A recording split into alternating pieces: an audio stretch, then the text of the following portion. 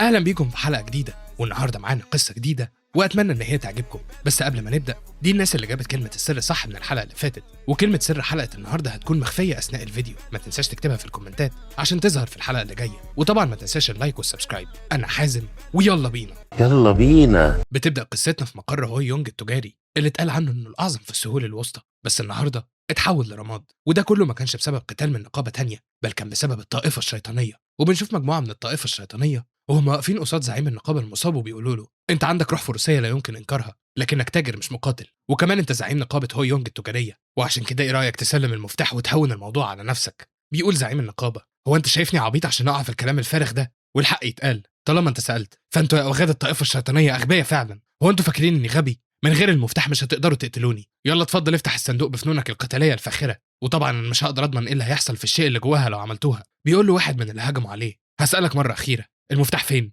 وبيبص له بنظرات غريبه في عينه بتبدا تاثر عليه. فبيتفاجئ زعيم النقابه وبيقول في نفسه: ايه ده؟ لساني بينطق من تلقاء نفسه. وبيقول له بعدها: المفتاح موجود تحت الكرسي في مكتب زعيم النقابه. فبيأمر الراجل باقي رجالته يتحركوا عشان يدوروا عليه. وفي خلال لحظات بيرفع واحد منهم ايده وهو ماسكه وبيقول: لقيته. وبيسلموا بعدها للرئيس بتاعهم وبيحاولوا يفتحوا الصندوق. فبيترعش زعيم النقابه ساعتها وبيقول في نفسه: بقى بتسلبوني اراده جسمي؟ انتوا شياطين فعلا. بس من الواضح ان لسه في شويه وقت قبل الاستسلام. وفي الوقت ده بيلاحظ ان جماعه طائفه الشياطين مش قادرين يفتحوا الصندوق. فبيقول لهم: المفتاح معاكم، مستنيين ايه؟ يلا افتحوه. بيرد واحد منهم: المفتاح ده ليه طريقه معينه لاستخدامه. بيبتسم زعيم النقابه باستفزاز وبيقول لهم: اتصرفوا معاه زي ما تحبوا. هل بداتوا تحسوا بالياس للدرجه دي ولا ايه؟ لكن رئيس الجماعه بيرمي الصندوق جنبه ساعتها وبيقول له: افتحه. وبيبص له في عينه بنفس النظرات مره تانية. بيرد زعيم النقابه غصب عنه ساعتها وبيقول له: ماشي. وبيمسك المفتاح غصب عنه وبيقول في نفسه بغضب: اللعنه على زعيم التحالف ده. فهو قال انه هيكون في امان لانه محتاج طاقه الكي عشان يفتحه، لكن ده مش بيفيد تماما قصاد شعوذتهم. يا ترى ايه الشيء ده اللي رماه عليا وخلاني اتحمله؟ خلينا نشوف ايه اللي هو مخبيه فعلا. وبيفتح الصندوق بعدها وبيلاقي جواه حبه. فبيقول في نفسه: عقار؟ هم حرقوا نقابتي كلها عشان ده؟ مجرد عقار واحد؟ بيحط رئيس الجماعه السيف على رقبته ساعتها وبيقول له: لو كان عندك وصيه اخيره فانا هسمعك. بيقول له زعيم النقابه: ادفع قد ايه عشان اشتري حياتي؟ لكن الرئيس بيقول له: اتباعنا مش طمعانين في حطام الدنيا. خلصت كلامك ولا ايه؟ بيرد زعيم النقابه: اشكرك، فانت خليتني احسم امري. وبيتصدم الزعيم بعدها لما بيبص على الزعيم وبيلاقيه حاطط حبه العقار في بقه وبيقول له: مش انا الوحيد اللي هيدوق مراره الخساره النهارده. بيكسر العقار في بقه بعدها وبيكمل: فانا برد الدين دايما سواء كان معروف او ضغينه او انتقام. ده هو طريقي في التجاره. بيفقد رئيس الجماعه اعصابه ساعتها وبيطير راسه من على دماغه فورا وبيقول له: يا معتوه، ازاي جات لك الجراءه انك تبلع ذخيرتنا المقدسه؟ وفجاه بيصحى زعيم النقابه لكن بشكل تاني اصغر في السن. مش متوقعه بصراحه، مش متوقعه خالص ان هو لما يموت يصحى تاني. كنت فاكر ان القصه خلصت يعني. المهم، وبيبدا يصرخ وهو ماسك رقبته وبيقول: رقبتي، راسي لسه متوصله بيها. وبيبص على ايده بصدمه بعدها وبيقول: ها، ازاي ده حصل؟ انا متاكد ان راسي اتقطعت من غير شك. وفجاه بيلاقي واحد بينده عليه وبيقول له: يا ولد، ازاي في طالب ممكن يبقى كسول بالشكل ده؟ فبيتصدم زعيم النقابه وبيقول في نفسه: ثواني، هو مش الراجل ده يبقى؟ وبيكمل بصوت عالي: الحكيم الجاوي تشيونج هيون من طائفه ودانج. بيضربوا الراجل اللي قصاده على راسه وبيقول له: ايوه ده انا يا شقي، ارجع لعقلك وقوم يلا. فبيقول زعيم النقابه في نفسه بصدمه: ايه اللي بيحصل؟ في 30 سنه فاتوا من ساعه ما كنت تلميذ خارجي في ودانج، واتطردت بعد كده بوقت قصير. ده غير اني فاكر كويس ان تشيونج هيون كان المعلم بتاعي، فازاي واقف قصاده دلوقتي بهيئته نفسها اللي كان عليها قبل كده؟ بيبص قصاده بعدها على الورقه الغريبه اللي ظاهره قصاده وبيقول: وفوق كل ده ايه الشيء ده؟ شكلها يبان كانها لفافه خيزران عاديه. بيلف تشيونج هيون بعدها وبيقول له: كفايه دلع واخرج من هنا. فبيقول زعيم النقابه في نفسه: من الواضح اني الوحيد اللي شايف الشيء ده. وبيرجع يبص على اللفافه مره تانية وبيقول: اللفافه دي هي دليلي الوحيد عشان افهم اللي بيحصل، ولازم ابص عليها كويس. وبيبدا يقرا الكلام المكتوب فيها وبيلاحظ ان في مواهب زي موهبه السيف، وكل موهبه ليها رتبه معينه وثمن كمان. فبيقول في نفسه: اوعى تقول لي ان اقدر اشتريها بالفلوس فعلا، لكن ايه موضوع الاسعار دي؟ 300 تايل من الفضه ممكن تشتري ارض 900 متر. وبيلاحظ ان في موهبه اسمها العين السماويه، وكانت من الرتبه الثانيه لكن ثمنها كان محظور. فبيقول في نفسه: وبعدين العين السماويه دي كانت واحده من القوى السماويه اللي بيتقال انها تخص بوذا. وبيلاحظ موهبه جسد ملك الفنون القتاليه واللي كانت من الرتبه الثالثه وثمنها محظور برضه. فبيقول في نفسه: الاسعار والحاجات دي كلها عباره عن عبث. وفجاه بياخد باله من موهبه الحركه الرشيقه من الرتبه التاسعه وسعرها كان 3 عملات نحاسيه. فبتلمع عيونه وبينده على تشيونج هيون وبيقول: اسمح لي اسالك سؤال واحد يا معلمي. بيقول له تشيونج هيون: انت عايز ايه دلوقتي؟ بيقول له زعيم النقابه: ممكن تسلفني 3 عملات من النحاس. بيتعصب تشيونج هيون ساعتها ومن الواضح كده ان يوم الزعيم مش بيعدي على خير. وبعد كام يوم بنشوف زعيم النقابه وهو قاعد جنب مبنى وبيقول في نفسه: عدى كام يوم من ساعه الحادثه دي وتاكدت اخيرا اني رجعت بالزمن لورا. بيبدا يفكر في العقار اللي اخده وبيقول في نفسه: اسم العقار كان عقار الحاكم والشيطان مش كده؟ فهم قالوا انه بيرجع الانسان 30 سنه للماضي. ده غير ان من الواضح ان كان جواه قوه سماويه زي اسمه فعلا. لكن اللي مش قادر افهمه لحد دلوقتي هو السر ورا ان زعيم التحالف اداني حاجه زي دي. وفجاه بيقول في نفسه: ثواني كده، لو أنا رفضت أخذ العقار في المستقبل هل الأمور كانت هتبقى بخير؟ فمن غير العقار ده حسالة الطائفة الشيطانية مش هيكون عندهم حجة لمهاجمتي، وساعتها هبعد نفسي عن شؤون المريم وهعيش كتاجر لباقي حياتي وبس بالعلم اللي عندي واللي ليه علاقة بالمستقبل، وساعتها هقدر أبقى قطب تجاري أعظم من قبل كده. وفجأة وهو قاعد يفكر في كل ده بيلاقي حد بيكلمه وبيقول له يعني طلعت مستخبي بتستخبى عشان تتكاسل هنا؟ هو أنت مش عايز تتعود على فنونك القتالية؟ فتقييم المتدربين الخارجيين هيكون النهارده. بيبص زعيم النقابة على الولد اللي ظهر قصاده وبيقول في نفسه اسم الولد ده كان جون أوسو مش كده؟ ابن عيلة دار مال وهان. وبيرد عليه بعدها وبيقول ايه فايدة كل ده؟ فالمتدربين الخارجيين اللي زينا مش مقدر ليهم يترقوا لمرتبة المتدربين الأساسيين. وفوق كل ده هل انت شايف ان ده تدريب على الفنون القتالية؟ وبيبص على مجموعة الطلاب اللي بيتدربوا جنبهم بعدها، فبيرد جون أوسو وبيقول له ايوه عندك حق، لو دي كانت التاي تشي يبقى خناقة الأطفال في الحواري تعتبر تقنية رفيعة المستوى. وكلمة سر حلقة النهارده هي تاي تشي، ما تنساش تكتبها في الكومنتات. يلا نكمل.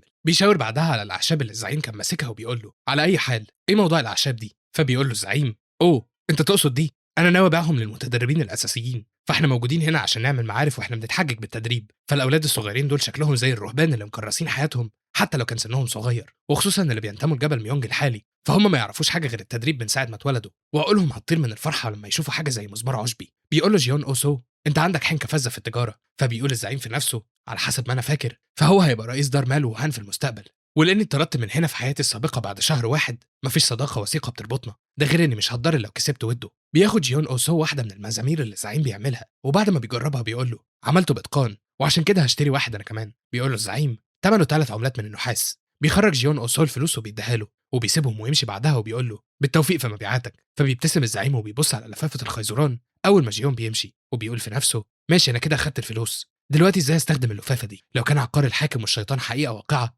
فالمفروض اكون قادر على استعمال ده كمان. وبيبدا يفكر في موهبه الحركه الرشيقه وفي انه يشتريها ويستخدمها، وفجاه بتختفي الفلوس وبتظهر له رساله انه اشتراها بالكامل. فبيقول في نفسه بدهشه ثواني انا اتخضيت بجد، هل بشتريها مجرد ما بفكر فيها؟ وبيبدا يحرك ايده بعدها وبيقول في نفسه لكني مش حاسس باي تغيير. وفجاه بيسمع واحد من التلاميذ الخارجيه اللي كانوا بيتدربوا بيصرخ وهو ماسك ايده، وفي ولد صغير من التلاميذ الاساسيين بيقول له بقى بتجرؤ انك تسمي التلويحات البائسه دي بتاي تشين شوان؟ المفروض اكسر دراعاتك الاثنين. بيتعصب التلميذ الداخلي ساعتها وبيقول له انتوا يا شويه اوغاد صغيرين متعجرفين، ماشي تتحرك وحاول.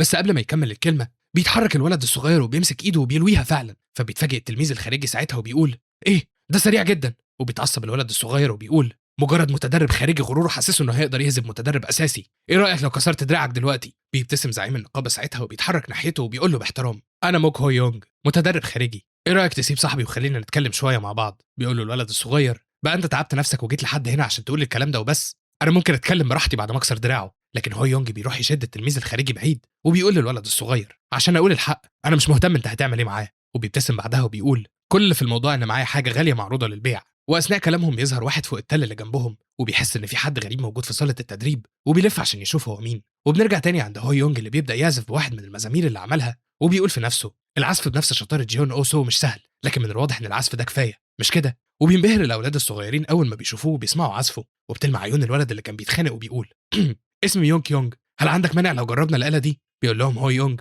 استنوا يا ساده، المفروض تفهموا حاجه، مجرد ما شفايفكم تلمسها بتبقى بضاعه مستعمله وسعرها بيقل. بيتفاجئ ميونج يونج وبيقول له انت بتتكلم بجد؟ طب ماشي. بيكمل هو يونج ده غير ان مزمار العشب التجريبي ده مختلف، ثمنه المعتاد هو 5 قطع نقديه، ولانه نموذج للعرض فانا هبيعه ب5 قطع بسعر رخيص. بتلمع عيون الاولاد وبيقولوا له واو. بيكمل هو يونج وبيقول ايه رايكم في 3 قطع نقديه؟ فبيحس الاولاد بالحزن ساعتها وتعبيرات وشهم بتتغير بالكامل. فبيستغرب هو يونج وبيقول في نفسه ايه المشكله في رد فعلهم ده؟ انا ما كنتش متوقع ده ابدا. وبيقول لهم بعدها مفيش مشكله، انا فجاه جالي احساس بالكرم وعشان كده لو اشتريتوا 5 مره واحده هعمل لكم خصم خاص. لكن ميونج يونج بيقول بصوت مهزوز بخصوص الموضوع ده انا ما عنديش اي فلوس حاليا معايا. وبيبدا باقي الاولاد يعيطوا وراه وبيكمل ميونج يونج فلو ينفع اخده بدين او لو هتقبل بالمقايضه، ولو ده ما ينفعش. لكنه بيسكت بعدها وبيبص له بحزن. فبيلف هو يونج راسه الناحيه التانيه بملل وبيقول في نفسه الموضوع كان واضح، ازاي في شويه اولاد مش بيعملوا حاجه غير انهم بيحركوا سيوفهم طول اليوم في منطقه جبليه نائيه وهيكون معاهم فلوس. وللحق انا ما كنتش ناوي اخد منهم فلوس على اي حال،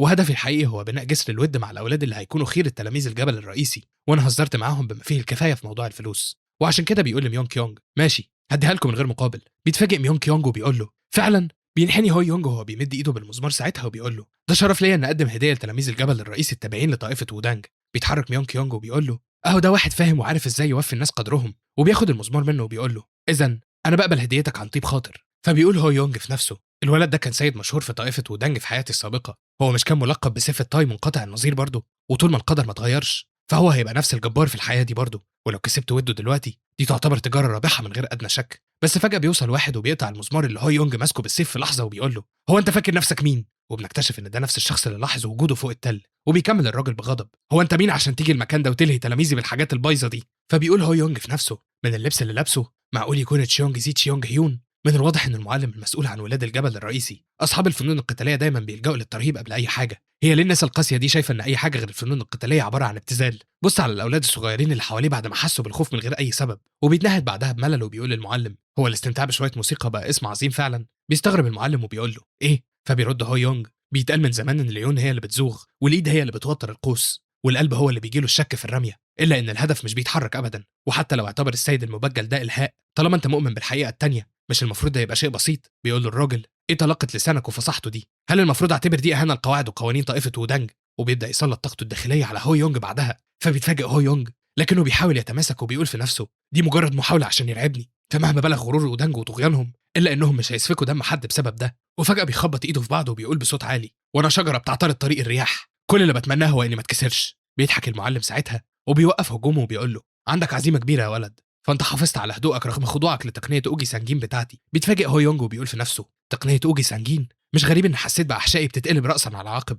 وتقنيه اوجي سانجين هي تقنيه بتسلط الضغط والترهيب عن طريق التحكم في الطاقه الداخليه للشخص. وبيقول المعلم بعدها: مفيش مشكله، اظن ان مزمار العشب احسن وسيله لتقضيه الوقت وانا هشتريها كلها. ثمنهم كام؟ بيقول له هو يونج: عددهم 15، وعشان كده المبلغ كله 15 قطعه نقديه. بيقول له المعلم: مش انت قلت ان في خصم للي بيشتري جمله؟ لكن هو يونج بيقول له: الخصم ده مقتصر على الصغيرين بس. وبيبتسم بعدها وبيكمل: معقول سيد مسجل في طائفه ودانج هيسعى انه يقلل من السعر زي ما الصغيرين بيعملوا؟ بيتنهد المعلم وبيخرج ورقه وبيديها له وهو بيقول: يا ربي على جرأتك الماكره، خد دي واعتبرها تعويض لتعريض حياتك للخطر. دي قسيمه يانج من دار مال ووهان. بيبص هو يونج على الورقه بدهشه وبيقول: هل 25 قطعه نقديه هي سعر المقامره بحياتي؟ دي صفقه مش وحشه تماما. بياخد الاولاد المزمار بعدها وبيقول المعلم لهو يونج: بالمناسبه اسمك ايه؟ فبيقول له هو يونج اسمه وبيقول: هل ممكن اسال عن اللقب الطوي للسيد المبجل؟ بيقول له المعلم: شكلك كده ما كنتش تعرف انا مين فعلا. اسمي هو تشيونج هوا. وتشيونج هوا كان معروف بالسيف السماوي منقطع النظير، وحاليا واحد من ابرز الساده الخمسه في ودانج، لكنه هيبقى واحد من الموقرين الثمانيه بعد كده.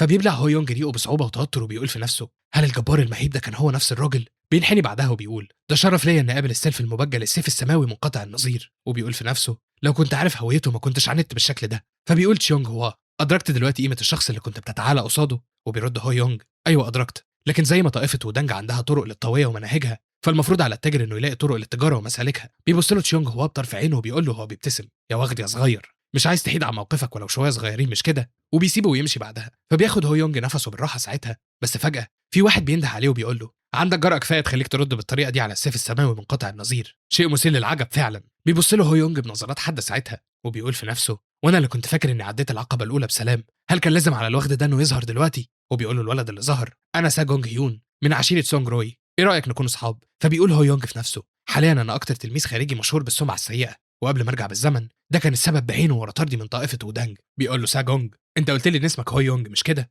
انا سمعت ان ابن ملك التجار بقى تلميذ خارجي في طائفه ودانج وعشان كده كنت فاكرك هو. بيقول له هو يونج: مستحيل، انا ابن عيله من بسطاء المزارعين مش اكتر. فبيقول له ساجونج: يا ساتر على البؤس، وباصل زي اصلك ده المفروض تصمد ازاي في العالم القاسي؟ بيمد ايده ناحيته بعدها وبيقول له: مفيش مفر، من الواضح ان لازم اخليك تبقى صديقي. فبيبص هو يونج على ايده وبيقول في نفسه: قبل رجوعي بالزمن اخدت الايد دي، فانا كنت مبتدئ معدوم الموهبه ومنزوع السند، وعشان كده تخيلت ببراءه ان فرصه العمر خبطت على بابي لحد ما الكارثه دي حصلت. وفجاه بيرجع بالزمن لليوم المشؤوم وبيفتكر المعلم تشيونج هيون وهو ماسك كيس وبيقول: الحاجات دي لقيناها في اوضه التلاميذ الخارجيين. وبيرمي الكيس بعدها فبيقع منه كتب مصوره مش كويسه وبيبدا الطلاب يتهمسوا بسبب اللي بيحصل. وبيقول هو يونج في نفسه: دي نفس الكتب اللي ساجونج بيقراها مش كده؟ وبيبتسم بعدها بشماته وبيكمل في نفسه: فهو رفض بشده انه يسلفها لي، بس طالما اتكشف يبقى لازم ياخد جزاؤه. بيقول لهم تشيونج هيون بعدها: عارفين لقيناها في اوضه مين؟ وبيشاور ناحيه هو يونج بغضب وبيقول له: في اوضتك انت يا هو يونج. بيتفاجئ هو يونج وبيقول له: ايه؟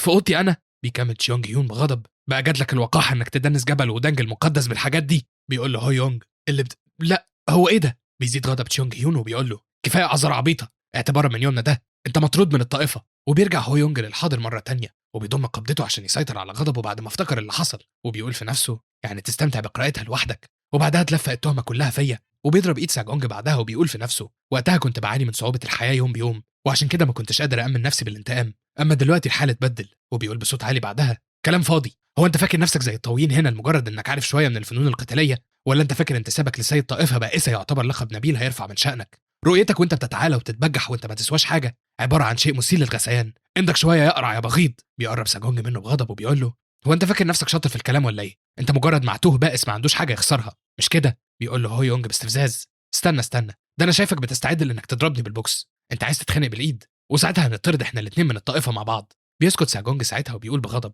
استنى وشوف اللي هيحصل لك بعد كده. وبيلف وبيمشي بعدها. فبيقول هو يونج في نفسه: ايه خيبه الامل دي؟ ما كان يضربني عشان نتخانق واطرد دلوقتي وخلاص. بس في حياتي السابقه الموضوع ده حصل بعد شهر من دلوقتي. على اي حال انا لازم امشي من المكان ده عشان استفاد باللي خزنته من ذكريات في حياتي، والا هكون مضطر لتدبير مكيده من خلال اختبار تقييم التلاميذ الخارجيين. وفجاه وهو ماشي بينده جيون او سو عليه وبيقول له: ايه اللي حصل ده؟ هتعمل ايه لو القرعه وقعتك في نزال ضد ساجونج اثناء التقييم؟ بيقول له هو يونج بعدم اهتمام: هي مش المواجهات بتكون نتيجه قرعه عشوائيه على اي حال؟ عموما هبقى اظبط اموري ساعتها. بيقول له جيون او سو: انت متفائل زياده عن اللزوم عما كنت عارفك. لكن هو يونج بيقول في نفسه: انا مش مفرط في التفاؤل، بل انا عارف هويه خصمي مش اكتر، وحسب اللي فاكره من حياتي قبل ما ارجع بالزمن خصمي كان واحد من اتباع ساجونج. اما النتيجه ساعتها فكانت هزيمه نقراء لشخص زي ما عندوش اي موهبه ولا قوه. ولو ما فيش حاجه طارئه حصلت وما كنتش في الحسبان، فالامور في الحياه دي هتكون نفس اللي فاتت غالبا. بيعدي الوقت لحد ما بيجي ميعاد تقييم التلاميذ الخارجيين، وبيوصل تشيونج هوا ساعتها وبيقول: الموضوع بدا بالفعل.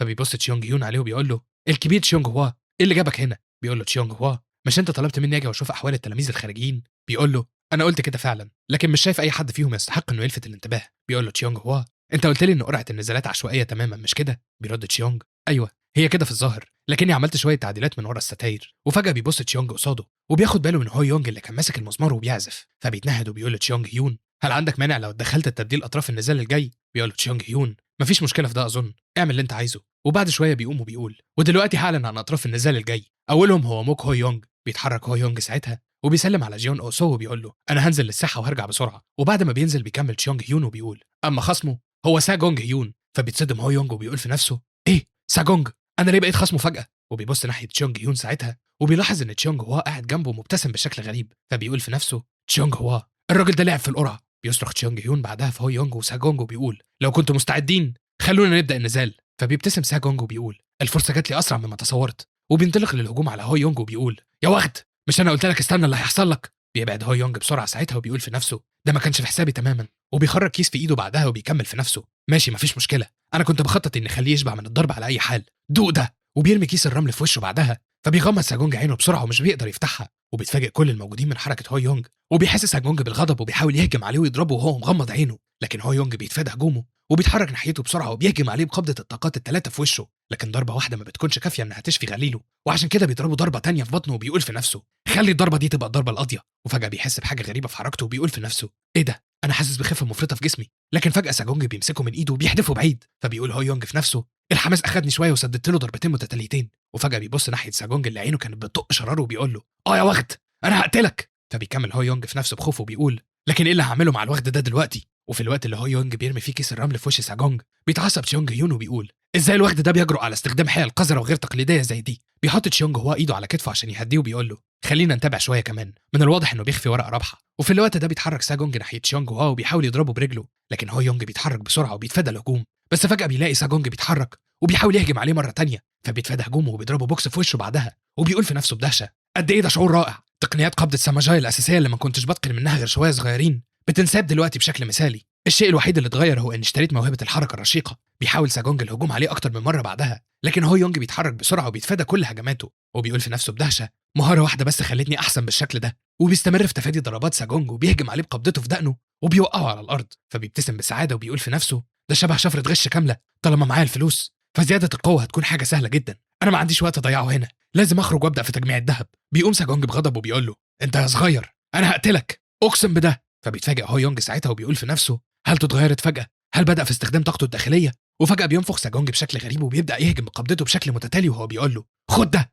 فبيتصدم هو يونج وبيقول في نفسه: اللعنه دي هي فجوه القوه الناتجه عن الطاقه الداخليه. وفجاه بيوصل لنهايه حلبه القتال كمان. فبيقول: ودلوقتي ما بقاش عندي مكان اهرب له، هل مفيش اي طريقه لهزيمته فعلا؟ بيستمر ساجونج في الهجوم عليه وبيكون على وشك انه يصيبه المره دي. فبيقول هو يونج في نفسه: من غير طاقه داخليه شخص زي مش عارف غير الاساسيات ما عندوش اي فرصه ضده. وفجاه وقبل ما قبضه ساجونج توصل له بيتدخل تشيونج هواو وبيوقف الهجوم وبيقول: كده كفايه. وبيبص ناحيه ساجونج بغضب وبيقول: بتستخدم الطاقه الداخليه ضد شخص مبتدئ تماما؟ هو انت ما عندكش ذره خجل؟ ده حتى أوضع الأوغاد مش بينحدروا للدرجة دي. بيتوتر ساجونج وبيقول له لكن هو اللي رمى أكياس الرمل الأول. بيبص تشيونج هوا ناحية هو يونج ساعتها وبيقول له أيوه ده صح برضه، إن تلميذ من طائفة ودانج يتصرف وكأنه واحد من رعاع الشوارع. أنت هتتعاقب العقاب المناسب للي عملته، عشان كده استعد. بيقول له هو يونج مفهوم. وبيمشي تشيونج هوا ساعتها وبيقول بالشكل ده بنختم تقييم التلاميذ الخارجيين. ومجرد ما بيعلن نهاية التقييم بيضرب هو يونج قبضته بسعادة وبيقول في نفسه رائع، تمت المهمة بنجاح. فأنا زليت ساجونج واديتهم سبب لطردي، كل حاجة ماشية زي الخطة، ومجرد ما اخرج هقدر ابدا اخيرا في التخطيط لامبراطوريتي التجاريه.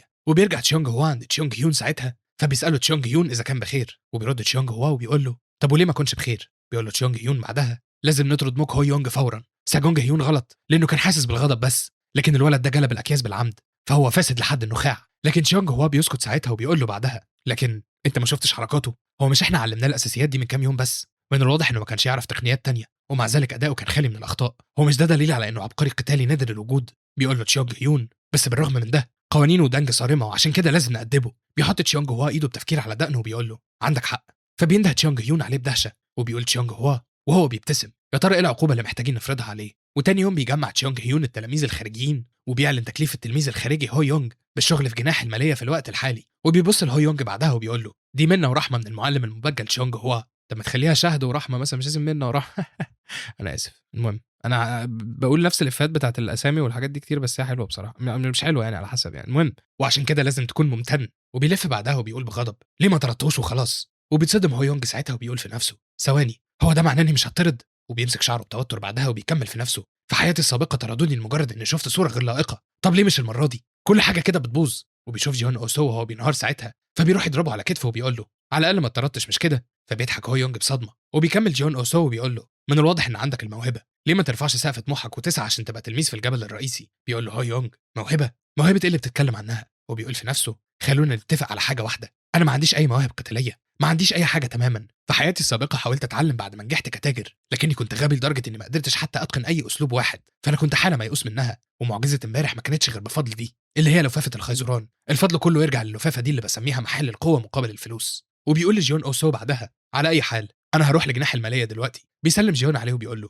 ماشي خلي بالك من نفسك. وبيبدا هو يونج يفكر وهو ماشي وبيقول في نفسه من الواضح ان طردي ميؤوس منه في الوقت الحالي. هو مش جناح الماليه مسؤول عن فلوس الطائفه؟ لو فضلت متعلق هناك مش متاكد اذا هقدر اكسب شويه معلومات قيمه. بس مجرد ما بيدخل بيتصدم وبيقول في نفسه ماشي ممكن اكون تسرعت في كلامي. ففجاه بيلاقي تشيونج هوا واقف مبتسم قصاده، ومن صدمته بيقول له السيد المبجل تشيونج هوا ايه اللي جابك هنا؟ بيقول له تشيونج هوا انا في الاصل تابع لجناح الرمايه، لكن كان عندي اخ اكبر مقرب شغال هنا. الاهم من كل ده هو انك هتتولى دور المراسل الجديد عندنا. بيتفاجئ هو يونج وبيقول له مراسل؟ بيقول له تشيونج هوا جناح الماليه يعتبر المحور، وبيتم من خلاله تبادل الوثائق مع كل قاعات الطائفه، مهمتك هي توصيل الوثائق دي لكل القاعات. بيقول له هو يونج بصدمه وتوتر ابعد موقع محتاج اكتر من ساعتين مشي على الرجل، انا ما عنديش اي اساليب تنقل، الطائفه كلها هتتعطل لو وكلتوا لي الموضوع. بيقول له تشيونج هوا بعدها استرخي، انت هنا لمجرد تقليل الحمل عن الباقيين، وبما ان القدر جمعنا بالطريقه دي فانا هتولى ارشادك في جوله عن طريق تضاريس جبل ودانج بنفسي، تعالى معايا. وبيتحرك ناحيه الباب بعدها، لكن هو يونج بيفضل واقف مكانه، فبيبص له وبينده عليه ساعتها. وبيفضل هو يونج واقف مكانه بصدمه وبيقول في نفسه انا في ورطه كبيره. وفي نفس اليوم بالليل بنشوفه وهو بيتسحب عشان يخرج من اوضته، وبيقول في نفسه الجبل ده فيه اكتر من 10 اجنحه، وفي اجنحه مش هقدر اوصل لها غير لو طلعت حافه صخريه، بس انا لسه جايه لي فرصه تانية للحياه ومش هقدر افرط فيها بالوقوع لحد ما اموت زي الغبي، وكده مفيش حل غير ان اجمع حاجتي واهرب في نص الليل. وبالفعل مجرد ما بيخرج من الاوضه بيجري بسرعه عشان يهرب باقصى سرعته. وبكده تكون خلصت حلقه النهارده.